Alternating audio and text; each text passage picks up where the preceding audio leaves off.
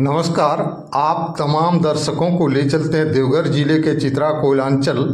यहाँ एकादशी उद्यापन पर 5 दिवसीय धार्मिक अनुष्ठान के साथ श्रीमद् भागवत कथा ज्ञान महायज्ञ का समापन हो गया। कहते हैं कि एकादशी व्रत के जरिए भगवान विष्णु की उपासना की जाती है। वे पूरे सृष्टि के पालनहार हैं। जो एकादशी व्रत करते हैं उन्हें अपने जीवन में उद्यापन अर्थात समापन अवश्य करना चाहिए। इसी मकसद से तिवारी टोला में एकादशी उद्यापन किया गया। इस अवसर पर आयोजित ज्ञान महायज्ञ में श्रीमद् भागवत कथावाचक आचार्य चंदन तिवारी ने कथा की विशेषताओं का बखान प्रवचन के दौरान किया। कहते हैं कि यह कथा जीवित मनुष्यों के साथ साथ मृत्यु को प्राप्त लोगों को मोक्ष प्रदान करने की क्षमता रखती है। इसके कई मिसाल उन्होंने प्रवचन के दौरान पेश किया। अब सुनते हैं आचार्य चंदन ने कथा के बारे में अति संक्षिप्त में क्या कहा, वह आगे प्रवचन का कुछ अंश हैं। हरि अनंत हरि कथा अनंता। जैसे राम कथा हमें सीख देती है कि जीवन में ज्ञान सत्संग अपने से बड़ों छोटों को सम्मान कैसे करनी चाहिए, ये हमें राम कथा सिखाती है। और श्रीमद् भागवत कथा जो है ये मोक्ष रूपी कथा है, यानी मोक्ष की प्राप्ति के लिए हम भागवत कथा की श्रवण करते हैं। और जितने प्रकार की हमारे अंदर कामना है, धन वैभव पुत्र पौत्र आदि के लिए जितने प्रकार की हम कामना चाहते हैं, उस श्रीमद् भागवत कथा श्रवण करने के बाद हमारे जीवन में सभी चीज़ों की पूर्ति होती है। और विशेष करके भगवान नारायण की कृपा होती है। ऐसे श्रीमद् भागवत को सुनने से भक्ति ज्ञान और वैराग्य और तप चारों चीज़ की आवश्यकता है, तब जाकर के भागवत कथा श्रवण करने का हमें अवसर प्राप्त है।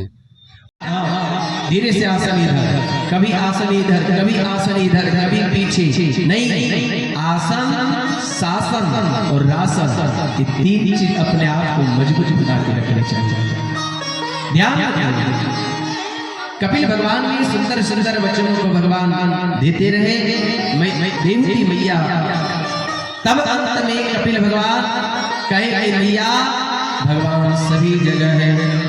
भगवान हम सभी की कनिष्ठिका अंगुलियों पर नचाते हैं। उमानारुजो सिद्ध की नाई सबहि नचावत राम गोसाई। भगवान राम अमृत समूह की कठपुतली पर नचाते हैं और हम लोग नाचने वाले हैं। तब जाकर तो कपिल भगवान कहते हैं कि माँ ये जीवन जब मरण से चक्रव्यूह से यदि छुटकारा पाना चाहती हो तो भगवान की तीर्थों में जाकर तीर्थाटन करो और भगवान की स्मरण करो। और देखिए व्यक्ति का जब सारी इच्छा पूरी हो जाए तो भगवान से एक ही चीज की कामना करनी चाहिए, भगवान हमें जीवन में सुगम मृत्यु हो। मृत्यु कैसी होनी चाहिए? लोग चाहते कि हम मरे नहीं, कोई चाहता है कि हम मरे।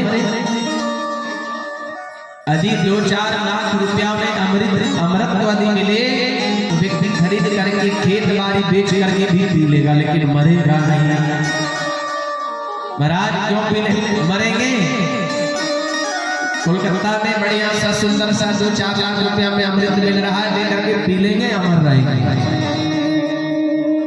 कोई चाहता है, लेकिन नहीं। जब सारी इच्छाएं पूरी हो जाए तो भगवान से एक ही चीज प्रार्थना कीजिए, प्रभु जन्म मरता दुष्ट दुख होई। जितना जन्म लेने में कष्ट है उससे 1000 गुना बढ़ के मरने में कष्ट है।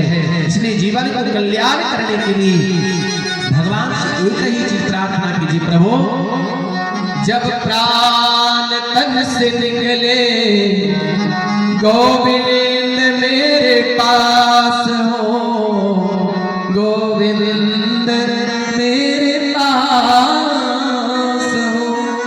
जब जब जब जब प्राण तन से निकले हे गोविंद, आपकी चेहरा, आपकी छटा, आपकी दिव्य स्वरूप आप मेरे सामने है।